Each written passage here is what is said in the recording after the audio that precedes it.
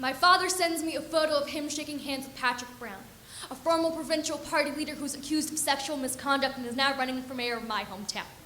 I tell my father this. He says, whatever, and sends me a photo of Patrick hugging my mother. I tell my father about assault statistics.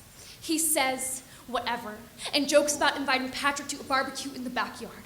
Makes me cut the grass and pluck the weeds, tells me to put white tulips in the planters. And the ink on Patrick Brown's lease isn't even dry yet when he forces himself into my community. Brampton, Flower City begins to wilt. Patrick says he has ties to Brampton, that his roots spread 40 years into the past, and I realize the soil has been curdling for decades. Patrick makes a stop at a gurdwara near my house, and I try not to breathe in all this pollen he disturbs as he walks onto sacred soil. My uncle sends me a photo of him and Patrick. Their smiles blooming. I tell my uncle Patrick is an abuser. He says whatever and serves Patrick jaw and pakore. Betrayal tastes like fennel and thyme. I tell my uncle about assault statistics. He says whatever.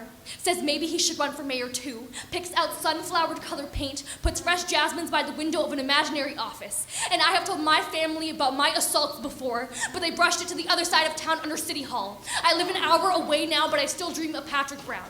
Stepping foot in Brampton is like running into an abuser in my own garden. Every time I'm home, there he is, waiting with rotting roses just for me, so my neighborhood becomes a trigger warning. My neighborhood becomes a wasp's nest. Stay still, and they won't sting.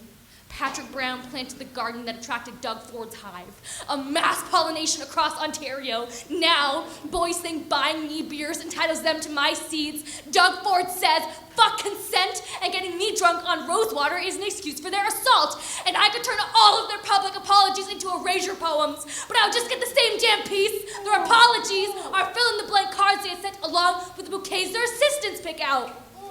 And I think about how many of my neighbors vote for these men, and my heart bursts into carnation-shaped fireworks.